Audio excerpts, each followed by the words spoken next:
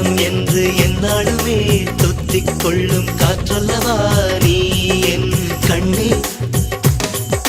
கல்யாண நாளில் மாலை கொள்ள கண்ணாளரின் பூஞ்சோரை செல்ல அந்த வனம் ஆகும்.